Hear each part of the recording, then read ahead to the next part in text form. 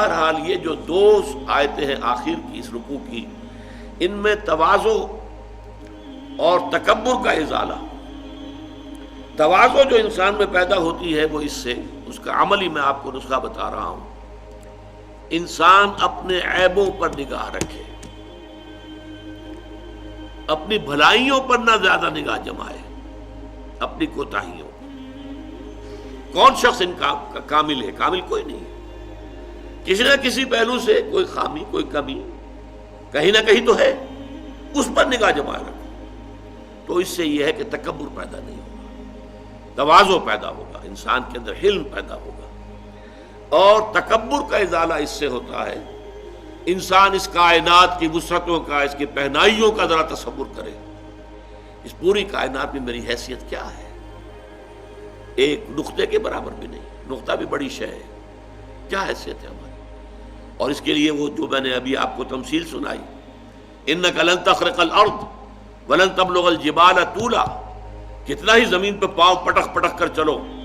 تم ہماری زمین کو پھاڑ نہیں سکتے، اور کتنا ہی گردنوں کو اکڑا لو اور کتنے ہی ان پر ترے اور چڑھا لو تم ہمارے پہاڑوں کے برابر نہیں ہو سکتے۔ تو یہ در حقیقت اپنی جو بھی کمی ہے، اپنے آپ کو انسان سمجھے کہ میں بہت حقیر انسان ہوں، اس کائنات کے اندر میری حیثیت کیا ہے۔ ہاں، اللہ تعالیٰ کی نظر کرم اگر ہو اور اللہ تعالیٰ میری خطاؤں سے درگزر فرمائے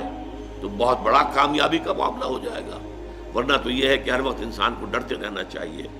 اپنی کوتاہیوں اور کمزوریوں کے اوپر نگاہ رکھنی چاہیے۔ اس سے یہ ہے کہ تکبر ہرگز پیدا نہیں ہوگا، بلکہ اللہ تعالیٰ کے جناب میں عجز اور انکساری جو ہے، جس کی کہ ہمیں حدیث کے اندر ایسی ایسی مثالیں ملتی ہیں۔ حضور اپنے اس مقام رفیع کے باوجود، سید المرسلین،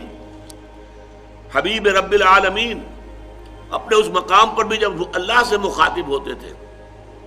تو ایک دعا ہے جو میرا کتاب چاہے مسلمانوں پر قرآن مجید کے حقوق، اس کے آخر میں نے وہ دعا دی ہے، درج کی ہے،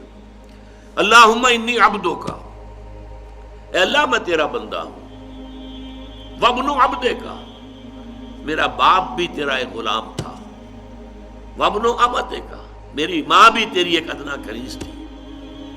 فی قبضتک، میں تیرے قبضہ قدرت میں ہوں، ناصیتی بیدک، میری پیشانی تیرے ہاتھ میں ہے، جدھر چاہے لے جائے،